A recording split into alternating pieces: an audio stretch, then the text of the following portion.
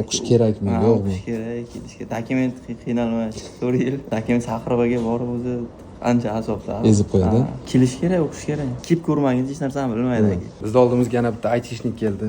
Kamronbek Samarqandning katta qo'rg'onidan. O'zi katta qo'rg'onda faqat kattalar bo'ladi deydi-ku, katta bolalar. Telefonda gaplashgan bilan ofisga kelib gaplashganda farqi nimada aytib bering? Ofisda gaplashsangiz baribir hamma narsani tushunib olasiz. O'zi telefonda hech narsani tushunmaysiz. Kelish kerak, gaplashish kerak. Ofisga kelganingizdan pushaymon emasmisiz? Yo'q aka. Necha yildan beri Rossiyadasiz?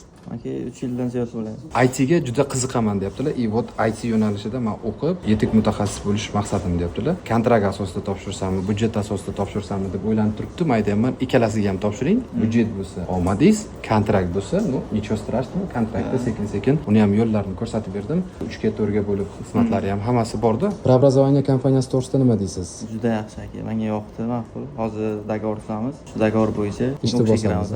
Kelib ofisga gaplashganingiz yetmaydi. Ofisga kelamiz, konsultatsiya olamiz. Kстати, konsultatsiya qanaqa, pullimi? Besplatно. Tushunarli. Konsultatsiya ham bepul. Sizlarga vaqtimiz jalq emas. Sizlarga bir qandaydir yordam berib, o'zingizlar o'xshatib ketsanglar ham biz xursand bo'lamiz.